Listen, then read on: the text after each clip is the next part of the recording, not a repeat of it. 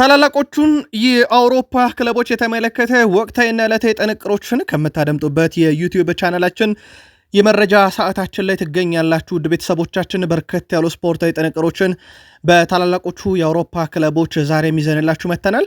አስቀድመን ግን አንድ ዓለም አቀፍ ስፖርታዊ መረጃ ይዘናል ለእናንተ ውድ አድማጮቻችን። ብዙ ጥያቄም ስለመጣበት እሱን አንስተን እንጀምራለን። ከዛ ታላላቅ ክለቦችን ወደ መመልከት እንሻገራለን።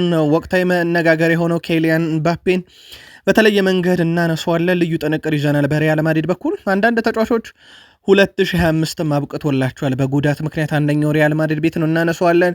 የባርሴሎና ተጫዋች ምርጫውን አሸንፏል ተብሏል፣ እንመለከተዋለን። የቀድሞውን የባርሴሎናም ተጫዋች በዚሁ የመረጃ ሰዓታችን ልዩ ጥንቅር አሰናድተንበታል። ሰፋ ያለ መረጃ እናነሳለን። በአውሮፓ ዙሪያ በርካታ መረጃዎች ተይዘዋል።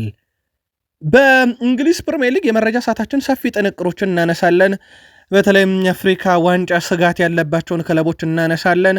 ከዛ በዘለለ ደግሞ አነጋጋሪውን ሰው ኡናይ ኤምሬ በፕሪሚየር ሊግ የመረጃ ሰዓታችን ልዩ ጥንቅር ይዘንበታል።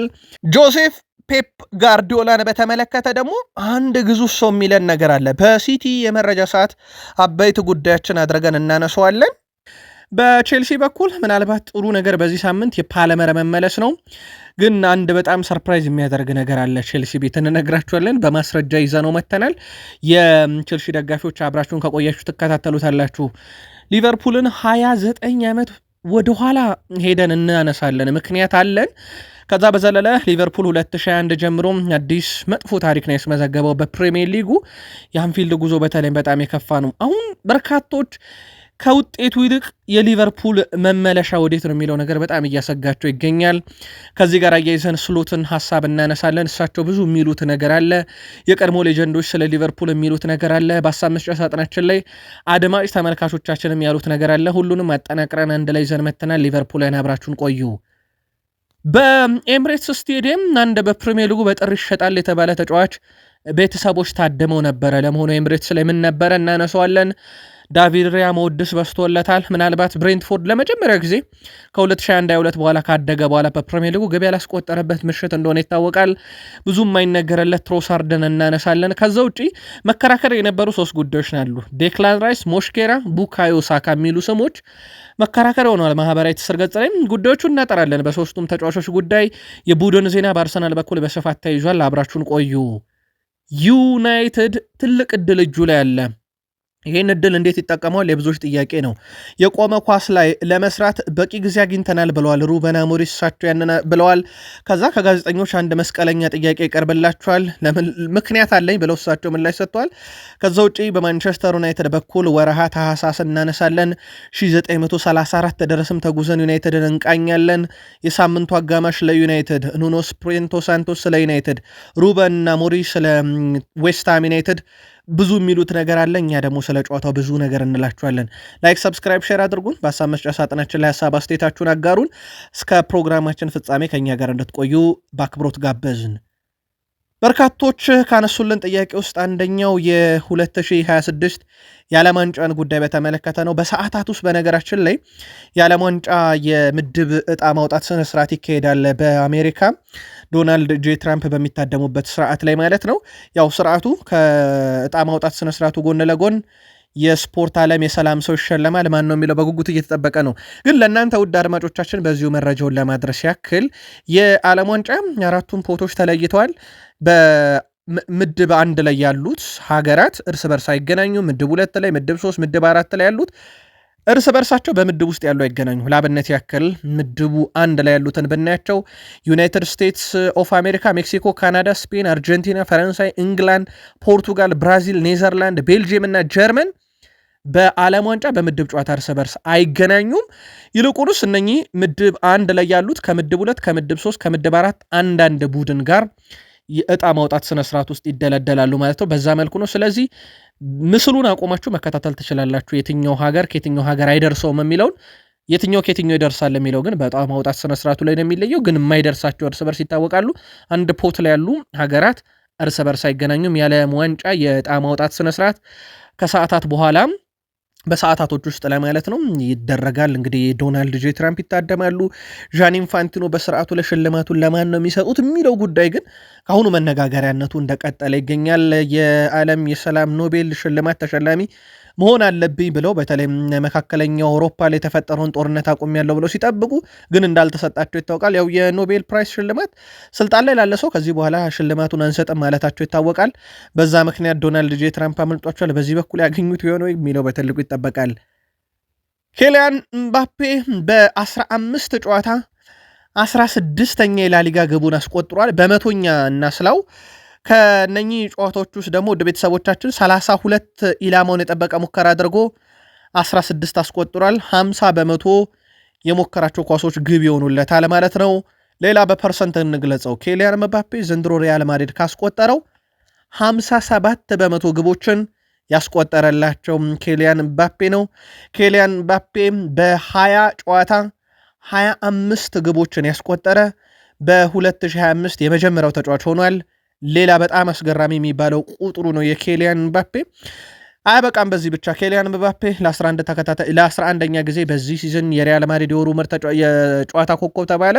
ቲቦት ኮርቷ በሱ ደረጃ ተጫዋች ፈልጋችሁ አታገኙ። ምናልባት ግን እንደ አንድ የሚከተለው የሚጠጋው ተጫዋች ካላችሁኝ ኤርሊንግ ብሮት ሃላንድ ብቻ ነው ብሏል። ኬሊያን ምባፔ እግር ኳስ ሕይወቱ ምናልባት ወደ 556ኛ ጨዋታው ላይ ደርሷል። ይሄ በፈረንሳይ ብሔራዊ ቡድን በክለብ ደረጃ ሪያል ማድሪድ፣ ሞናኮ፣ ፓሪስ ሰን ዠርሜን እያለ ልንጠቅሳቸው የምንችላቸው ናቸው። በእነኚህ ውስጥ 414 ግቦች አሉት፣ 192 አሲስት አለው፣ 606 የግብ አስተዋጽኦ አለው። ግስጋሴው ቀላል አይደለም። ገና 26 አካባቢ ነው እድሜው። የኬሊያን ምባፔ ግብ መጠን 556 ደርሷል። የክርስቲያኖ ሮናልዶን እንግዲህ ሮናልዶ ለ1000 ግቦች እየተንደረደረ ነው። በእርግጥ ግን የኬሊያን ምባፔ አያያዝ ቀላል የሚባል ቁጥር አይደለም። ምናልባት እስከ ስንት ዓመቱ በምን ያህል ከፍታ እግር ኳስን ይጫወታል የሚሉ እነኚህ መከራከሪያ ቁጥሮች ሊነሱበት ይችላሉ እንጂ ግስጋሴ ውስጥ በጣም ትልቅ የሚባል ነው። የኬሊያን ምባፔ የግብ መጠን ግን 414 ደርሷል። በዚህ ሳምንት የትሬንት አሌክሳንደር አርኖልድ 2025 ተጠናቋል። ወደ ቤተሰቦቻችን በጉዳቱ ምክንያት የትሬንት አሌክሳንደር አርኖልድ እንግዲህ በላሊጋ የመጀመሪያ አሲስት ካደረገ በኋላ ለኬሊያን ምባፔ ጉዳት እንዳስተናገደ ይታወቃል። የጉልበት ጉዳት ሳያጋጥመው እንዳልቀረ ነው በርካታ መረጃ ምንጮች ያረጋገጡት። ያው በዚህ ዓመት አይመለስም፣ በ2026 ነው የሚመለሰው። ግን መቼ ይመለሳል በሚለው ጉዳይ ላይ አሁንም የተረጋገጠ መረጃ የለም። የኤድዋርዶ ካማቪንጋም ጉዳት ትላንት ተመለከትን። ከባድ ጉዳት አይደለም ብሏል ኮፕ። ግን መረጃው እንደሚያመለክተው ከሆነ ተጫዋቹ ጉዳት ላይ ነው። በየትኛው ጨዋታ ይመለሳል የሚለውም ጉዳይ አሁንም አልተረጋገጠም። ግን የሪያል ማድሪድ ምናልባት በ2 ቀን አንዴ ወር በ3 ቀን አንዴ መረጃዎችን ቼክ ብታደረጉ አንድ የጉዳት ዜና አይጠፋውም ሪያል ማድሪድ እና ትላንትና ብቻ ትሬንት አሌክሳንደር አርኖልድ ካማቪንጋ ጉዳት አስተናግደዋል። ከቪኒሽስ ጁኒየር ጋር በተያዘም ከግብ እየራቀ ነው ቀስ በቀስ። ግን ትላንት ለደጋፊዎች በማህበራዊ ትስስር ገጹ ላይ መልእክት አጋርቷል። ብዙ አትጨነቁ፣ በቅርቡ ወደ ጎል እመለሳለሁ ሲል በማህበራዊ ትስስር ገጹ ላይ ለማድሪዳውያን መልእክት አስተላልፏል። ላሚን ያማል የስፔን ላሊጋ የወሩ ምርጥ ተጫዋች ተብሎ መመረጡን ስፖርት የተባለው ጋዜጣ ዛሬ በፊት ገጹ ላይ ይዞት ወጥቷል። ኦፊሻሊ ላሊጋው ይህን መረጃ ለእናንተ እስካጠናቀርንበት ሰዓት ድረስ ይዞት አልወጣም። መረጃውን ግን በርካታ የዜና ምንጮች እሱ መመረጡን የሚገልጹ መረጃዎች በስፋት እየወጡ ይገኛሉ። ላሊጋውንም እንግዲህ ባርሴሎና እየመራው እንደሆነ ይታወቃል። በ1 ነጥብ ልዩነት እየመራ ይገኛል። የአምና ሻምፒዮን ናቸው። ዘንድሮም ቅድመ ግምት ተሰጥቷቸው ነበር። ግን ጅማሮ ላይ ማድሪድ በጣም የተሻለው ቡድን ሆኖ ተመልክተነው ነበር። በኋላ ላይ መሪነቱን ለባርሴሎና እንዳስረከበ ይታወቃል። ላሚን ያማልም ከቅርብ ጊዜ ወዲህ በተለይም የተጠናቀቀውን የኖቬምበር ወር አጋማሽ ጀምሮ እስከ ዲሴምበር መጀመሪያ ባሉት ሰዓት ላይ በጣም ተሻሽሎ ጥራቱ ከፍ ብሎ የመጣበት ወር ሆኗል። ከዛ በፊት በነበሩት ሳምንታት ላይ ወራት ላይ ካስታወሳችሁ ከሜዳ ውጭ ያለ የግል ሕይወቱ ሚዲያውን በጣም የተቆጣጠረ፣ እንስቶቹም እየመጡ ሚዲያ ላይ ብዙ እየወረፉት እንደነበረ ይታወቃል። በዚሁ ግን አንድ የቀድሞን የባርሴሎና ተጫዋች አንስተን ወደ አውሮፓ መረጃ እንመለሳለን። ላቲን እንሂድ። በጉዳት ላይ የሚገኘው ኔይማር አስገራሚ ጉዞን በቃል ስፖርት ዩቲዩብ ቻናል የሐሙስ ማለዳ መረጃችን ላይ በስፋት ተከታትላችሁታል ብለን እናስባለን። በ17 ደቂቃ ሀትሪክ የሰራው ተጫዋች 3-0 በሆነ ውጤት ጁቬንቱድን አሸንፎ በብራዚል ሊግ እንዲቆይ ሳንቶስ የማድረግ ሂደት ላይ ትልቁን ሚና ተወጥቷል። ኔይማር ባለፉት 3 ጨዋታ ላይ 5 ግቦችን በማስቆጠር ጥሩ ጊዜንም እያሳለፈ ነው። ኔይማር ከ2022 ሚያዝያ ወር ወዲህ ለመጀመሪያ ጊዜ ነው ሃትሪክ የሰራው። በቀን ካሰላ ነው 1365 ቀን በፊት ነው ኔይማር በፓሪስ ሰን ዠርሜን ሃትሪክ የሰራው። ሳንቶስ ተከታታይ ድል ማስመዝገቡን ተከትሎ ከወራጅ ቀጠና በ2 ነጥቦች ርቋል። በሳንቶስ ያለው ኮንትራት በቅርቡ ስለሚጠናቀቅ የኔይማር ሁኔታ እንግዲህ በቡድን ውስጥ ያበቃለታል ማለት ነው። ግን አስደናቂ ጉዞ ቀጥሏል። ምናልባት ኔይማር በእግር ኳስ ሕይወቱ 450 ግብ 258 አሲስት 31 ዋንጫ 708 የግብ አስተዋጽኦ በ746 ጨዋታ ላይ ነው። የቀድሞ የባርሴሎና ተጫዋች ስለሆነ በዛው እናንሳው ብለን ነው። የላቲን ቆይታችን ግን አንድ መረጃ እናክልበት። ፍላሚንጎ ሴሪያን 1-0 በሆነ ውጤት በማሸነፍ አንድ ጨዋታ እየቀራቸው ከተከታዩ ፓልሜራስ በ5 ነጥብ በመራቅ የብራዚል ሴሪኤን ለ9ኛ ጊዜ አሸናፊ መሆኑን አረጋግጧል። እዛው ሊግ ላይ ኔይማር የተረፈበት ሊግ ላይ ከ4 ቀናት በፊት በኮፓ ሊበርታዶሬዝ የሊጉ ተፎካካሪያቸውን ፓልሜራስን በማሸነፍ ዋንጫ አንስተው ነበር። የቀድሞ የቼልሲና አርሰናል ተጫዋች ጆርጂኒዮም ከቼልሲ ቆይታው በኋላ በአርሰናል ከአርሰናል ቆይታው በኋላ የ2 ዋንጫ ባለቤት መሆኑን እንዲሁ ያረጋገጠበትን ምሽት ነበረን። በዛው ላቲን ቆይተን መረጃውን እናጠቃለው ብለን ነው ወደ አውሮፓ መረጃችን እንመለስ።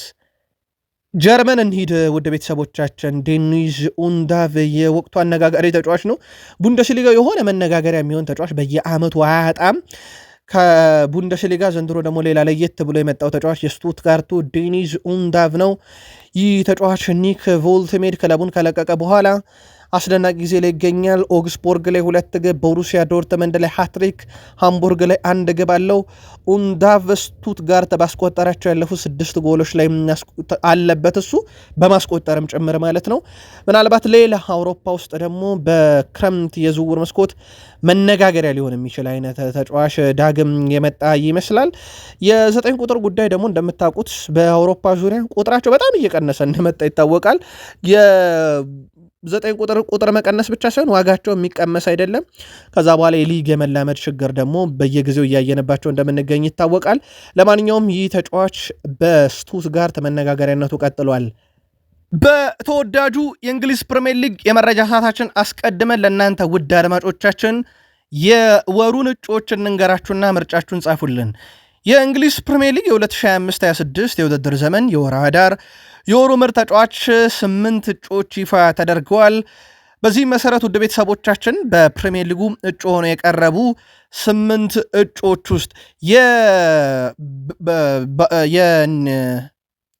የኒካስል ዩናይትዱ ሃርቬ ባርነስ፣ የኤቨርተኑ ዲስፕሪሃል፣ የማንቸስተር ሲቲው ጀረሜ ዱኩ፣ የማንቸስተር ዩናይትዱ ብሩኖ ፈርናንዴዝ፣ የኖቲንግሃም ፎረስቱ ሞርጋን ጊብስ ዋይት፣ የቼልሲው ሪስ ጄምስ፣ የአርሰናሉ ዴክላን ራይስ እና የብሬንትፎርዱ ኢገር ቲያጎ የእንግሊዝ ፕሪሚየር ሊግ የተጠናቀቀው የኖቬምበር ወር ምርጥ ተጫዋች እጩ ሆነው ቀርበዋል። ታዲያ ከነኚህ 8 እጮች ውስጥ በተጠናቀቀው የኖቬምበር ወር ወይም በእኛ የህዳር ወርን እንደማለት ነው ለእናንተ ምርጥ የነበረው ተጫዋች ከነኚህ 8 ውስጥ ማን ነው? መርጣችሁ ምርጫችሁን በሐሳብ መስጫ ሳጥናችን ላይ ላኩልን።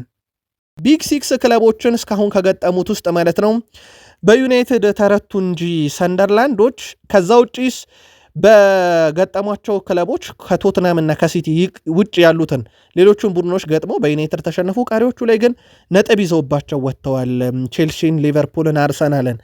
አሁን ግን ያንን ማድረግ የሚችሉበት ጥንካሬያቸውን ሊያጡ ይችላሉ። ምናልባትም በአፍሪካ ዋንጫ ምክንያት ሰንደርላንድ ለአፍሪካ ዋንጫ በርካቶችን ያጣል። ለአብነት ያክል በሲዝኑ 14 ጨዋታን ያደረጉት ኖይ ሳዲክ ለዲሞክራቲክ ሪፐብሊክ ኦፍ ኮንጎ፣ ሼዝሚድ ታሊብ ለሞሮኮ፣ ሬንዲል ለሞዛምቢክ፣ ቤርትራንድ ትራውሬ ለቡርኪና ፋሶ፣ ሲሜን አዲንጀራ አይቮሪ ኮስት፣ ሀቢበ ዲያራ ሴኔጋል፣ አርቱር ማሱኩ ለዲሞክራቲክ ሪፐብሊክ ኦፍ ኮንጎ ይሰጣሉ። ምናልባት በርካታ ጨዋታ እየተጫወቱ የሚገኙት በተለይም ሬንዲል ከስቲሜን ታሊብ እና ናሂ ሳዲኪን ማጣት ለሰንደርላንድ በጣም ውድ ነገርን ማጣት ነውና ምናልባት ያንን ጥንካሬያቸውን እንዳያጡ በርካቶች ስጋት ገብቷቸዋል። ለሰንደርላንድ ቪላ ደረስን። የአስቶን ቪላው አሰልጣኝ ኡና ኤምሬ በርካታ የፕሪሚየር ሊግ ጨዋታን ያሸነፉ የቪላ አሰልጣኝ ሆነዋል።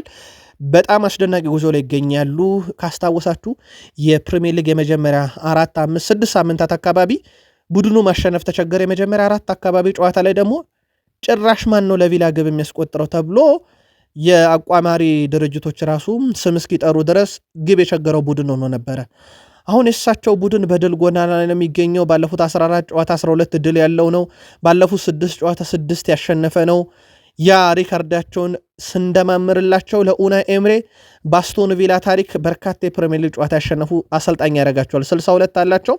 ማርቲን ኦኒል እንዲሁም ጆን ጆርጂ ወደ 61 ድል ነበራቸው በአስቶን ቪላ ቤት። ከዛ ባሪን ሊትል የተባለው አሰልጣኝ 51፣ ሮን አኪሽተን 38 ነበራቸው። አሁን ኡናይ ኤምሬ 62 በመድረስ ይህንን ሪካርድ በብቸኝነት ይዘውታል።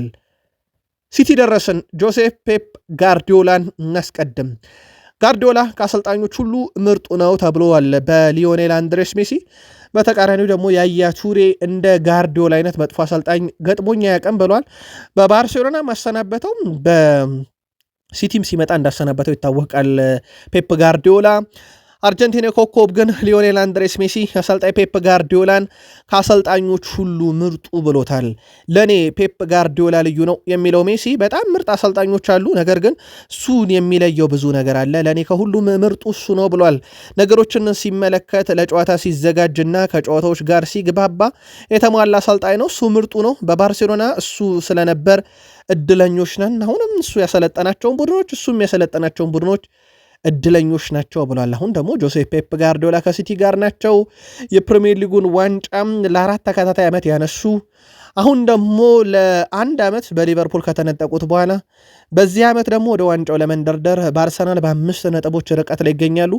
ሜሲ ጋርዲዮላ በጣም ልዩ ሰው ብለው ወድሶታል። መልከታችሁን አድርሱን። ፓልመር ከረጅም ጊዜ ጉዳት በኋላ ተቀይሮ ገብቶ ተጫውቷል። ምናልባት ቼልሲ በዚህ ሳምንት እንደ ትርፍ ሊያዩት የሚችሉት ነገር የፓልመርን ወደ ሜዳ መምጣት ነው። ከዛ በዘለለ ግን ቼልሲ ጥሩ አይደለም፣ እንመለስበታለን ጉዳዩን። ከኢስታቪዮ ጋር በተያያዘ ግን ምናልባት በአርሰናልም ጨዋታ ሁለተኛ አጋማሽ ላይ ቀየሩት፣ በሊድስም ጨዋታ የመጀመሪያ አጋማሽ እንደጨረሰ ቀይረው አስወጥቶታል ተጫዋቹን በጥቂት ደቂቃዎች ውስጥ። ይሄ ተደጋጋሚ የኢስታቪዮ ቅያሬ ምናልባት የአርሰናሉ ጨዋታ የቁጥር ሚዛኑን ለማስተካከል ነው። የሊድሱ ጨዋታ ምናልባት ፓልመር ስለመጣ ማሬስካ ምናልባት ሊጠየቁበት የሚችሉ ተደጋጋሚ ጥያቄ ሊሆን ይችላል። ግን በርካታ ቼልሲውያን ካልወደዱት ነገር ውስጥ አንደኛው የስታቪዮን በተደጋጋሚ ተቀይሮ መውጣትን ነው። ተጫዋቹ በእርግጥ በቋሚነት ባስገቡት ጊዜ ቶሎ ያስወጡታል፣ አሊያም ጨዋታ ሊጠናቀቅ ሲል ሲያስገቡት እንደነበረ እናስታውሻለን። የቼልሲ ነገር ለብዙዎች ይገርማቸዋል። ምክንያቱም ባለፉት 3 ጨዋታ ብናይ ባርሴሎናን 3-0 ረታው፣ የላሊጋውን መሪ ያምና የላሊጋን ሻምፒዮን 3-0 ረታው። ከዛ ሁሉም ስለ ቼልሲ ጥንካሬ ያወራ ነበረ። ከዛ ደግሞ ከአርሰናል ተጫወተ፣ ከፕሪሚየር ሊጉ መሪ በቀይ ካይሴዶ ወጥቶበት 60 ደቂቃ ሙሉ አርሰናል የፕሪሚየር ሊጉ መሪ የፕሪሚየር ሊጉን አደገኛ ቡድን ተቋቁሞት ወጣ። ያውም 1-0 መርቶ 1-1 ተጠናቀቀ። አሁን ሊድስን ነበር የገጠመው፣ ግን በሊድስ 3-1 ተሸነፈና በ3 ጨዋታ ባርሴሎና 3-0 የረታ ከአርሰናል አንዳቸው የወጣ ቡድን በሊድስ 3-1 ሲሸነፍ በርካቶች የዚህ ቡድን አካሄድ ነገር እያሉም ጥያቄ እያነሱበት ይገኛሉ። ማሬስካን ግን በርካቶች ለጨዋታ ማጣት ውጤቱ በተለይም ተጠያቂ እያደረጉ ይገኛሉ። የእናንተ መልከታ አድርሱን። የቼልሲ አቅም 4 ውስጥ ነው ያለውም የጋሪ ኔቭል ሀሳብ ከዚህ የተነሳ ይመስላል። በእርግጥ በርካቶች የጋሪ ኔቭልን ሀሳብ የማይስማሙባቸው ነጥቦች አሉ። የቀድሞ የእንግሊዝ ብሔራዊ ቡድን ተጫዋች ጋሪ ኔቭል ቼልሲ በዚህ ዓመት የፕሪሚየር ሊጉን ዋንጫ ለማሸነፍ በጣም የሚቸገር ግን ደግሞ 4 ውስጥ የሚጨርስ አይነት ቡድን ያለው ባህሪ ነው ካለ በኋላ ነው። አሁን ምክንያቱ ነው ብዙዎችን ያልተዋጠላቸው። የእሱ አንደኛው ምክንያት የኋላ መስመሩ ልምድ አልባ መሆኑና ግብ ጠባቂውን ነው። ከዛ በግብ ጠባቂው ላይ ግን በርካቶች አይስማሙም። ያው ከ7 በላይ ክሊንሺቶች ያሉት በፕሪሚየር ሊግ ያው እንደ ሰው ይሳሳታል። ስለዚህ እንደ ቡድን ነው ቼልሲ መጠየቅ ያለበት እንጂ ግብ ጠባቂው ብቻውን ሮበርት ሳንቼዝ ለውጤት ማጣቱ ተጠያቂ መደረግ የለበትም የሚል መከራከሪያን በርካቶች እያነሱ በሀሳብ መስጫ ሳጥናችን ለምን ላይ እያየሁት ነበር። ስለዚህ የጋሪ ኔቭልን ሀሳብ እንደወረደኛ ያደረስናችሁ እናንተ ለቼልሲ ባርሴሎናን 3-0 አሸንፎ በሊድስ 3-1 የተሸነፈው ቼልሲ መሰረታዊ ችግሩ ማን ነው? ምንድን ነው? ጻፉልን የተገነዘባችሁትን ነገር። 29 ዓመት ወደኋላ ብንመለስ በዛሬዋ ቀን ፖርቱጋላዊው የሊቨርፑል ተጫዋች ዲዬጎ ጆታ የተወለደበት ቀን ነው። በነገራችን ላይ ይህ ተጫዋች በሊቨርፑል 20 ቁጥር መለያን እየለበሰ የፕሪሚየር ሊጉን 20ኛ ዋንጫ ሲያነሱ በጣም ወሳኙ ተጫዋቻቸው ነበረ። አሁን ግን ያ መለያ በሊቨርፑል ተሰቅሏል። ምክንያቱም ዲዬጎ ጆታ ከጥቂት ወራቶች በፊት ድንገት በመኪና አደጋ ህይወቱ ያልፋል። ወደ ሊቨርፑል ልምምድ ማዕከል ጉዞ በጀመረበት ሰዓት ላይ እነሆ ዛሬ 29ኛ ዓመቱ ላይ ይገኛል። ምናልባት ሊቨርፑል በዚህ ዓመት ዳግም የፕሪሚየር ሊጉ ሻምፒዮን ቢሆን ዲዬጎ ጆታን በብዙ ሊያስቡበት የሚችሉበት ዓመታቸው ይሆን ነበረም። ግን የዲዬጎ ጆታ 29ኛ ዓመት ተከብሯል። ዲዬጎ ጆታ ግን የለም፣ ሊቨርፑልም እንዳምነው የለም።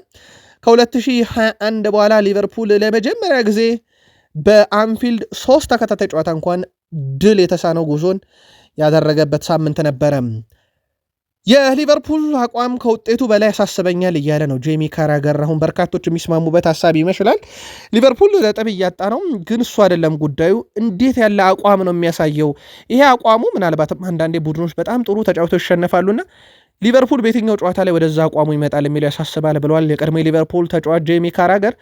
ሊቨርፑል እያሳየ የሚገኘው እንቅስቃሴ አስግቶኛል ብሏል። ሊቨርፑል ውጤት ይዞ ካለመውጣቱ በላይ በጣም አስከፊው ነገር የቡድኑ አቋም ነው። ማለት ይሄ ተሻሽሎ በቀጣይ ጨዋታ ላይ ድል የሚያደርግ ቡድን ነው ብለን እንዳንጠብቀው እያደረገን ነው ብለዋል። የቡድኑ አቋም አሳሳቢ ነው የገለጸው ጄሚ ካራገር በዚህም ሳምንት በነበረ ጨዋታ ላይ ምንም ጥረት አላየንም፣ በድጋሚ ወደ ኋላ የተመለሰበት ነው ሊቨርፑል እና ይህ ነገር ያሰጋኛል። ሊቨርፑል ወደ አቋሙ መች ይመለሳል የሚለው ከሚያጣቸው ነጥቦች ከሚጥላቸው ነጥቦች በላይ የአቋሙ ጉዳይ በጣም ያሳስበኛል እያለ ይገኛል። ከዚህ ጋር በተያያዘ ስሎት የተጫዋች አጠቃቀማቸው ጉዳይ ጥያቄ ተነስቶባቸው ነበረ። ስሎት እንደኔ እምነት ኮዲ 1-1 በሚያደርገው ፈልሚያዎች ላይ ሲቸገር ነው ሳላህን ያስገባውት ብለዋል። እሳቸው ከቅጣት ምቶች ጎሎች ያስፈልጉን ነበር፣ ድሪብል አድርጎ ሳጥን ውስጥ የሚገባ ተጫዋች ያስፈልገን ነበር። ኮዲ ጋክቦ በግማሽ ሰዓት ውስጥ ይህን አላደረገም። ኳሶችን ወደ ሳጥን ውስጥ ለማሻገር ተቸግሮ ነበር። በመጀመሪያ አጋማሽ ከዶሚኒክ ሴቦዥ ላይ የቀኝ የመስመር ተከላካይ አድርገን ለመጫወት ሞክረን ነበር።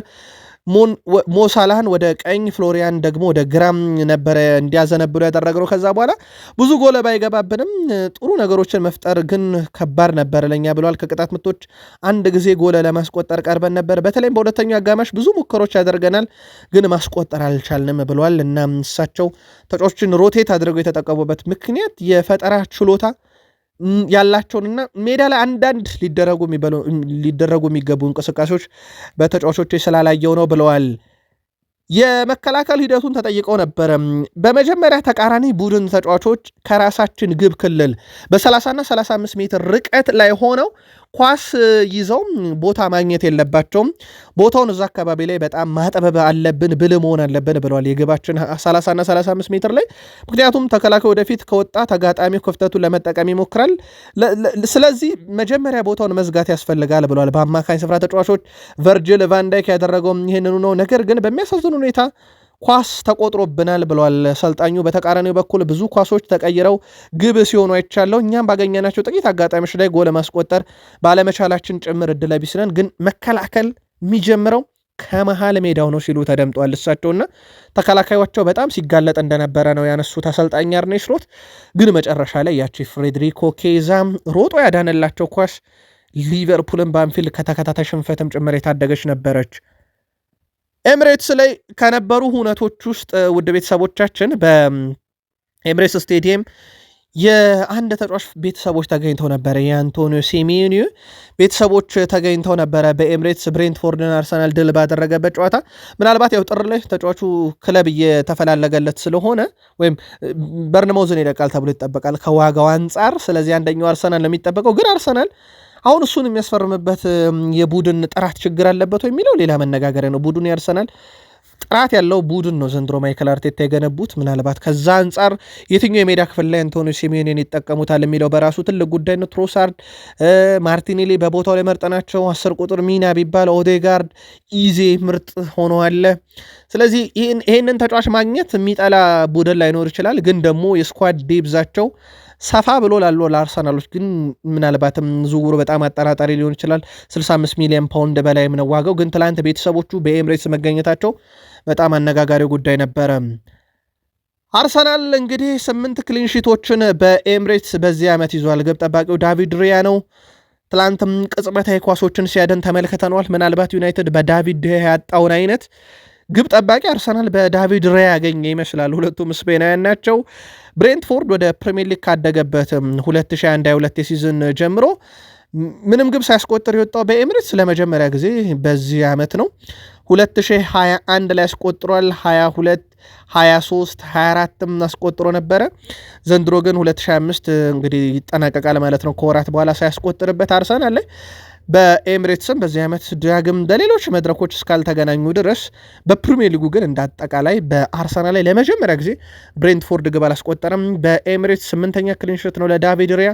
የአርሰናል ቁጥር ከፍ ያለ ነው፣ እንመለስበታለን። የተወሰኑ ተጫዋቾችን መረጃ እናንሳና ብዙ ያልተዘመረለት ተጫዋች ነው በአርሰናል በተለይም ዘንድሮ ሌሳንድሮ ትሮሳርድ ካስታወሳችሁ በ21 ሚሊዮን ፓውንድ ወደ አርሰናል የመጣው ማይካሎ ሙድሪክ ወደ አርሰናል ሊያቀና ሁሉ ነገር ተጠናቆም ዝውውሩ የሕክምና ምርመራ ሊደረግለት ነው ተብሎ መረጃ ከተሰራጨ በኋላ ማይካሎ ሙድሪክ ወደ ቼልሲ ያመራም። ጉዳዩ እስካሁን ግልጽ አይደለም። ብዙዎች በገንዘብ ጉዳይ ነው ይላሉ፣ በጥቅማ ጥቅም ነው፣ የለም በቼልሲ ምርጫው ስለነበረ ነው የሚሉም አሉ። ለማንኛውም ማይካሎ ሙድሪክ ሲሄድ ወዲያው አርሰናል ተጫዋች በቦታው ላይ አስገዳጅ ነበርና ከብራይተን በ21 ሚሊዮን ፓውንድ ያመጡት 140 ጨዋታ ለአርሰናል አደረገ። 33 ጎል 28 አሲስት አለው። አሁን 31ኛ ዓመቱ ላይ ነው። ዘንድሮ የአርሰናል ቁልፍ ተጫዋቾችን ብንጠራ በተለይም በወሳኝ ጨዋታ ላይ የሚገኝ ትሮሳርድ ሆኗልና በትሮሳርድ በኩል ዘንድሮ አቋሙ በጣም ጥሩ የሚባለው ምናልባት ክረምት ላይ ሊሸጡ ይችላሉ ተብለው በትልቁ ሲጠበቁ ከነበሩ ተጫዋቾች ውስጥ አንደኛው እንደነበረም ይታወቃል። መነጋገሪያ ከሆኑ ጉዳዮች ውስጥ አንደኛው የዴክላን ራይስ ጉዳት ነበረ። በነገራችን ላይ እሱ ለጋዜጠኛ ሲጠየቅ ደህና ነኝ፣ በቀጣይ ጨዋታ ላይ ይገኛለሁ ብሏል። የሕክምና ምርመራ ውጤት እየተጠበቀ ነው። አርሰናል ግን አረጋግጧል የተወሰነ ጉዳት እንዳጋጠመው። ይህ ተጫዋች ያው በእግሩ እየተራመደ ነው የወጣው፣ ግን አርሰናሎች በይፋ ይገጻቸው ላይ ተጫዋቹ ጉዳት እንዳስተናገደ ግን ጉዳቱ የከፋ እንዳልሆነ እና በቀጣይ ጨዋታ ሊገኝ እንደሚችል መረጃዎችን በስፋት እየወጡ ነው። ክርስቲያን ሞሽኬራ ጉዳት አስተናግዷል ከሳሊባም ከማጋሌሽም ቀጥሎ። ይሄም በነገራችን ላይ የተረጋገጠ ነው። ማህበራዊ ሚዲያ ላይ አልተጎዱ የሚሉ መረጃዎችን በስፋት እያየው ነበር። አሁንም ቢሆን በልክ እንደ ዴክላን ራይስ ሁሉ የሞሽኬራም ጉዳት በጣም የተጋነነ የሚባል ሳይሆን መጠነኛ ጉዳት ነው። ይሄም በቀጣይ የቪላ ጨዋታ ላይ ሊገኝ ይችላል የሚል መረጃ ወጥቷልና ለውድ አድማጮቻችን በተለይም ለአርሰናል ደጋፊዎች የሁለቱ ጉዳት በዛን ያክል ደረጃ አሳሳቢ የሚባል ያልሆነ ግን ምናልባትም በእረፍት ምክንያት እንግዲህ ጨዋታ እንዲያመልጣቸው ካልተወሰነ በስተቀር ወይም የሕክምና ባለሙያዎች እረፍት ማድረግ አለባቸው ብለው ካልወሰኑ በስተቀር በቪላ ጨዋታ ላይ ይገኛሉ ተብሎ ይጠበቃል። ኔይማር እየተጫወተ ነው። ሲሪየስ ጉዳት ላይ ነው በነገራችን ላይ ኔይማር ያለው። ልክ እንደዛ መጫወት ይችላሉ በነገራችን ላይ ራይስ ሞሽኬራ። ምናልባት ግን ለአርሰናል ደጋፊዎች እንደ ማረጋገጫ መሰጣችሁ ራይስ 100% ለአስቶን ቪላ ጨዋታ መገኘት ይችላል። 100% የአስቶን ቪላን ጨዋታ ማድረግ ይችላል። በዚሁ መረጃውን ያዙት። ተከታታይ መረጃ ላይ ግን ጉዳዮቹን እናጠራቸዋለን። ሌላው በአርሰናል ቤት በጣም መነጋገር የሆነው ማህበራዊ ሚዲያ ላይ ቡካዮ ሳካ ነው። ግቧን አስቆጥሯል፣ ግን ደግሞ ራስ ወዳድ ሆኗል፣ ዮኬሬሽ መስጠት ነበረበት የሚሉ ብዙ መከራከሪያዎች ወጥተዋል። ምናልባት በዚህ ሰዓት ግን ይህ ጉዳይ ለአርሰናል ትልቅ ኢሹ ለምን ሆነ፣ ማህበራዊ ሚዲያስ ላይ ለምን በዚህን ያክል ደረጃ መነጋገሪያ ጉዳይ ሆነ የሚለው ትልቅ ጉዳይ ነው። ምክንያቱም አርሰናል ትልቅ አጀንዳ ይዟል፣ የፕሪሚየር ሊግ ዋንጫ ለማንሳት። ባለፉት 3 ዓመታት ሁለተኛው በጣም የተቆጨባቸውን ዓመታት አሳልፏል። ዘንድሮ ለፕሪሚየር ሊግ ዋንጫ ደግሞ አርሰናል በየትኛውም የጎል እርከን በየትኛውም የጎል ልዩነት ማሸነፍ ለአርሰናል ቅድሚያ የሚሰጠው ጉዳይ ነው። በእርግጥ አጥቂዎች ራስ ወዳድ እንዲሆኑ በአሰልጣኞች ይመከራሉ፣ ምክንያቱም ግብ እንዲያስቆጥሩ ስለሚፈለግ። ምናልባት ግቧ ሳትቆጠር ቀርቶ መነጋገሪያ ቢሆን ያስኬር ነበር። ግን ግቧ ከተቆጠረች በኋላ ቡካዮ ሳካ ላይ በዚህን ያክል ደረጃ መነጋገሩ እንደ አርሰናል ደጋፊዎችስ እናንተም ቅሬታ ካቀረባችሁ ምክንያታችሁ ምን ነበር? ከዮኬሬሽ አርሰናል አይቀድምም ወይ? ምናልባት ሀሳባችሁን ግን በሀሳብ መስጫ ሳጥናችን ላይ ላኩልን። ቡካዮ ሳካ ለአርሰናል ያደረጋቸውን የመጨረሻ 3 ጨዋታ በነገራችን ላይ ብሬንትፎርድ ላይ አስቆጠረም፣ ቼልሲ ላይ አሲስት፣ ባየር ሞኒክ ላይ አሲስት ነበረው። ሚካኤል ሜሪኖ ደግሞ ሌላ በጣም አነጋጋሪው የወቅቱ ተጫዋች ጨዋታው ግብ እንዳስቆጠረ ይታወቃል። 53 ጊዜ ኳስ ነካ፣ 6 ግንኙነቶችን አሸነፈ፣ 4 ጊዜ በተቃራኒ ሳጥን ውስጥ ኳስ ነካ። ያው ቁጥሩ ያነሰው የአማካይ ባህሪ ስላለው ነው። 4 ታክል፣ 3 ሙከራ፣ 2 የግብ ዕድል ፈጠረ፣ 1 ኢላማውን የጠበቀ ሙከራ አድርጋ፣ 1 ግብ፣ 1 አሲስት ነበረው። ሌላ በጣም አስደናቂ ምሽት አሳልፈዋል ተጫዋቹ። በዚህ ውድድር ዓመት የአርሰናል ጠንካራ የሜዳ ክፍል በአማካይም ሆኖ ሲጫወት በአጥቂም ሆኖ ሲጫወት ሚካኤል ሜሪኖ ላይ እያየንበት እንገኛለን። አርሰናል በዚህ ሲዝን በሁሉም ውድድር መድረኮች 21 ጨዋታን ያደረገው 18 ጨዋታን አሸንፏል፣ 2 አቻ 1 ሽንፈት አለው። በፕሪሚየር ሊጉ 33 ነጥቦችን በመሰብሰብ የሊጉ ቀዳሚ ነው። በአውሮፓም ሻምፒዮንስ ሊግ ቀዳሚ ነው። ከነኚህ 21 ጨዋታ 14ቱ ላይ መረቡን አላስደፈረም። 45 ጎል ተቃራኒ መረብ ላይ ያስቆጥሯል። ቡድኑ በዚህ ዓመት 8 ነው የተቆጠረበት። ኤምሬትስ ደግሞ ግብ የማይቆጠርበት ቡድን እየሆነ መጥቷል። 8 ጨዋታ ላይ መረቡ አልተደፈረም። በ11 ጨዋታ 10 ድል 1 አቻ ነው። 3 ጎል ብቻ ነው ያስተናገደው ኤምሬትስ ላይ። እንደ አጠቃላይ አርሰናልን በዚህ ዓመት 2025 የሁለት ጠናቀቅ 26 ቀናቶች ሲቀሩት በአጠቃላይ በሁሉም መድረኮች ላይ 100 ግቦች ላይ መድረስ የቻለበት ሳምንት ነበረ ለአርሰናል። እንደ አጠቃላይ ለአርሰናል በጣም ድንቅ ሳምንት ነበረ ማለት ይቻላል። ሲቲ በሳምንቱ አጋማሽ ቀድሞ ጨዋታ አድርጎ ድል አድርጎ ለአርሰናል ጫና ውስጥ እንዲወድቁ አድርጎ ወይም ጫና ፈጥሮ ነበረ። አርሰናል ግን ብሬንትፎርድን በማሸነፍ የነበረውን የነጥብ ልዩነት ወደ 5 የመለሰበት ምሽት ነበር። ሀሳባችሁን ግን አርሰናል ላይ አንጻፉልን። የማንቸስተር ዩናይትዱ አሰልጣኝ ሩበን አሞሪም ቡድናቸው በሳምንት አንድ ጨዋታ ማድረጉ የቆመ ኳስ ላይ የበለጠ እንዲሰራ እንደረዳው ጠቁመዋል። የማዕዘን ምትና ቅጣት ምት ላይ የበለጠ ለመስራት በቂ ጊዜ አግኝተናል ያሉት አሰልጣኙ በተጨማሪም የልምምድ ጊዜ እንዲሻሻል ረድቶናል ብለዋል። በዚህ ረገድ የቆመ ኳስ ስልጠና ቡድኑ በሚሰራው ነገር ደስተኛ ነኝ ብለዋል ሩበን አሞሪም። ማንቸስተር ዩናይትድ በዚህ ዓመት በሊጉ ከአርሰናል እኩል የቆሙ ኳሶችን አስቆጥሯል። 10 የቆሙ ኳሶችን አስቆጥሯል። ሁለቱም ወደ ሻምፒዮንስ ሊግ ለመመለስ ስላላቸው እቅድ የተጠየቁት አሰልጣኙ በሳምንት አንድ ቀን ብቻ የመጫወት እድል ሲኖርህ ለቦታው መፋለም አለብህ ሲሉ ተደምጠዋል። በሚቀጥለው ሳምንት የሻምፒዮንስ ሊግ ቦታ ላይ የመቀመጥ እድል አለ፣ ነገር ግን የወደፊቱን አላቀም ሲሉ ተደምጠዋል። ማንቸስተር ዩናይትድ ከዌስትሃም ዩናይትድ የሚያደርጉትን ጨዋታ ማሸነፍ የሻምፒዮንስ ሊግ ደረጃ ለማግኘት እና አራተኛ ካለው ቡድን ጋር በነጥብ ለመስተካከል በጣም ይጠቅማልና ድሉ ያስፈልገናል ብለዋል። አንድ በጣም አነጋጋሪ ጥያቄ ከጋዜጠኛ ይቀርብላቸዋል ለሩበን አሞሪም። ለጆሽኪያ ዚርክዚ እድል እየሰጡ ነው፣ ለምንድን ነው ለኮቢ ሜኖ እድል የማይሰጡት ይባላሉ እሳቸው። ኮቢ ብቻ ሳይሆን ኡጋርቴም እድል አላገኘም፣ ዚርክዚም ቢሆን ጉዳት ስላለብን መሰለፉን አስታውሱ ይላሉ። የእንግሊዝ ጋዜጦች እንግዲህ ለሀገራቸው ልጅ ጥብቅና ቆመዋል ማለት ይቻላል። ያው እንግሊዛውያን የራሳቸውን ዜጎች እንዴት ከፍ እንደሚያደርጉ ይታወቃል። ምናልባት እንደው በርካቶች ሃላንድ ብዙም አይወራለት በእንግሊዝ ውስጥ እንግሊዛዊ ስላልሆነ ነው የሚል መረጃን በስፋት ይቀባበሉታል። ምናልባት ሃላንድ አሁን ያለው በፕሪሚየር ሊጉ ቁጥር በእንግሊዛዊ ዜግነት የተያዘ ቢሆን ከዚህ በላይ ይወራለታል በሚል ይተቻል። እንግሊዛውያንም ዚርክዚን ካጫወትክ እንዴት ኮቢ ማይኖን አታጫወትም ተብሎ በቃለ መጠይቅ ሲቀርብለት አይደለም ኮቢን ኡጋርቴን ሁላ መቻጫወትኩት እሱንም እያያችሁ ዚርክዚን የሚያጫወትኩት ጉዳት ስላለብኝ ነው ብለው ሌላ እሳቸውም በጣም አነጋጋሪ ይዘት ያለው ምላሽ ሰጥቷል ሩበን አሞሪም። ማንቸስተር ዩናይትድ በኤቨርተን የደረሰበት ሽንፈት ምናልባትም በዚህ ዓመት የሆነ ተጽዕኖ ደረጃ ሰንጠረዡ ላይ ሊያሳድርበት እንደሚችል ምንም ጥርጥር የለውም። ያውም በጎዶሎ ተጫዋች ኤቨርተን ስለተጫወተ ማለት ነው። የደረጃ ሰንጠረዡ ላይ ትልቅ ተጽዕኖ ያለው ሌላ ጨዋታ አሁን ወደ ማንቸስተር ዩናይትድ መጥቷል። ይህንን ጨዋታ ድል ማድረግ በደረጃ ሰንጠረዥ 5ኛ ደረጃ ላይ እንዲቀመጥ ያደርገዋል። በግብ ክፍያ ከቼልሲ ተበልጦ ነው እንጂ በነጥብ ይስተካከለዋል። ጨዋታው በኦልትራፎርድ ላይ እንደመደረጉ መጠን ዌስትሃም ያለ ፓኬታና ሰመር ቪል ነው የሚገቡት ያለ ወሳኝ ተጫዋቾቻቸው። ዌስትሃም በጣም ደካማው ቡድን ነው። በዚህ የውድድር ዓመት የወጥነት ጥያቄ ያለበት ሊቨርፑል እንኳን ያገገመው ዌስትሃም ዩናይትድ ላይ ነው እና ዩናይትድ ዌስትሃምን በወረቀት ደረጃ በጣም ቀላሉን ቡድን ይገጥማል። ግን ደግሞ ከምንም በላይ ዩናይትድ በየትኛውም የግብ ልዩነት ይሄን ጨዋታ ማሸነፍ ለዩናይትድ የውድድር ዓመቱ ላይ በራሱ ትልቅ ተጽዕኖ አለውና ምናልባት ከኤቨርተኑ ሽንፈት የተቆጨው የሩበን አሞሪም ቡድን ራሱን ሊያሻሽልበት የሚችል ሌላ በጣም ጥሩ እድል አለው። በእርግጥ በሳምንቱ አጋማሽም ፓላስ ላይ ያገኘው ድል ትልቅ መነሻሻም ነው።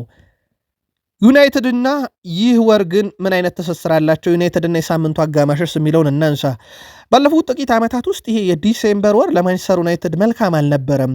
ዩናይትድ በመጨረሻ ባደረጋቸው 14 የሊግ ጨዋታ በዲሴምበር ወር በ9 ጨዋታ ሽንፈት አስተናግዶ 4 ድል 1 አቻ ነው ያለው። በተጨማሪ ማንቸስተር ዩናይትድ በዚህ ወር ባደረጋቸው የመጨረሻዎቹ 3 ጨዋታ ምንም አይነት ግብ ማስቆጠር አልቻለም ነበረ። በእርግጥ የዛሬው ተጋጣሚያቸው ዌስትሃም ከ1934 በኋላ በተከታታይ የሊግ ጨዋታ በኦልትራፎርድ ላይ አሸንፎ አያውቁም። በተጨማሪም ከታህሳስ 2007 በኋላ ማንቸስተር ዩናይትድ በተከታታይ 3 ጨዋታን ማሸነፍ አልቻሉም።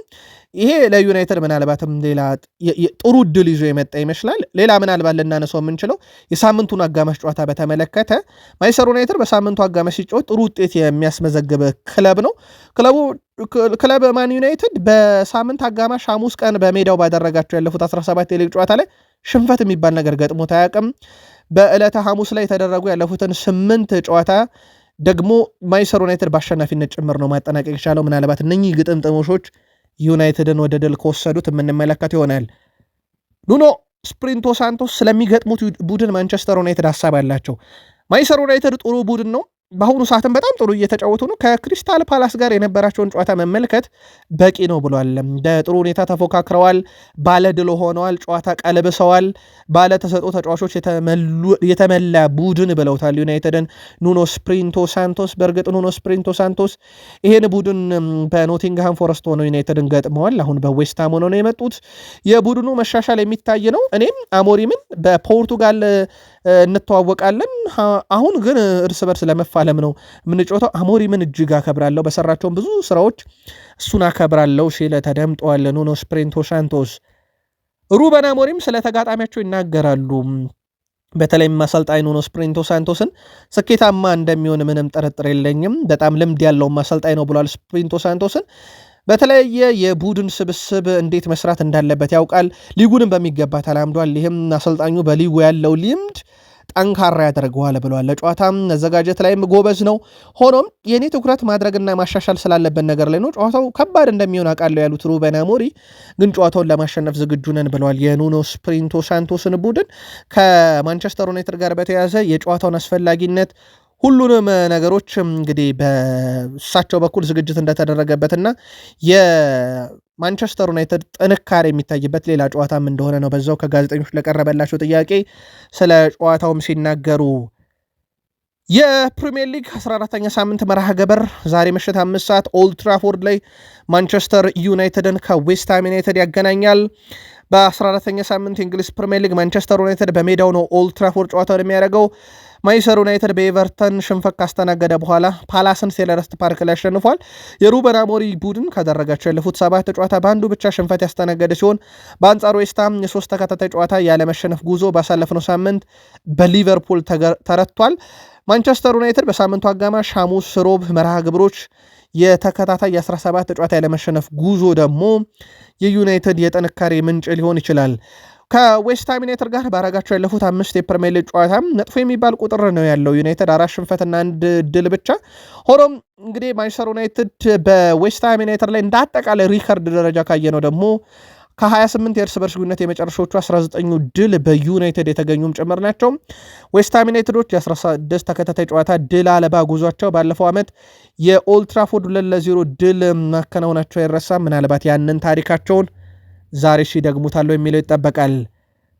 በዌስትሃም ዩናይትድ እና በማንቸስተር ዩናይትድ የቡድን ዜና በኩል በዘንድሮ ውድድር ዓመት የጉዳት መጠን በእጅጉ የቀነሰለት ማንቸስተር ዩናይትድ ጥቂት ተጫዋቾች ብቻ ከጨዋታ ውጪ ናቸው። እስካሁን ጉዳታቸው ሙሉ ለሙሉ ያላገገሙት ማጓየር እና ቤንያሚን ሼሽኮ የሉም። ከዛ ውጪ የማንቸስተር ዩናይትድ ተጫዋች ኩኛ በጥሩ አካላዊ ብቃት ላይ ስለሚገኝ ወደ ቡድን ስብስብ ይመለሳል። ብሩኖን በተመለከተ ግን ይህን መረጃ ለእናንተ እስካጠናቀርንበት ሰዓት ድረስ ጨዋታው ላይ ይገኛል ተብሎ ነው የሚጠበቀው። ካልተገኘ ግን በነ ሜሰን ማውንትና ማቲያስ ኩኛ ይተካል ተብሎ ይታሰባል። ግን ይህን መረጃ እስካሰናዳንበት ሰዓት ድረስ ይገኛል የሚል መረጃ እየወጣ ነበር፣ እናጣረዋለን። በዌስትሃም በኩል ፋቢያንስኪ በጀርባ ጉዳት፣ ስካርስ በትከሻ ጉዳት፣ ሉካስ ፓኬታ በቅጣት፣ ሰመርቪል አጠራጣሪ ነው። በመድፎቹ በኩል ከምሽቱ ጨዋታ ውጭ የሆኑ ተጫዋቾች እነኚህ ብቻ ናቸው። ጨዋታው በትልቁ ይጠበቃል። በማንቸስተር ዩናይትድ በኩል እንዳልኳችሁ ወደ ቶፕ 4 የሚቀርብበት ከጨዋታውም ጋር በተያያዘ ዩናይትድ አሸንፎ የቶፕ 4 ደረጃ ለማጠናቀቅና ወደ አውሮፓ መድረክ ለመመለስ የሚያደርገው ወሳኝ ምሽት ይሆናል። ቅድመ ግምታችሁን በጨዋታው ዙሪያ ላኩልን። እኛ እዚህ ጋር እናብቃ።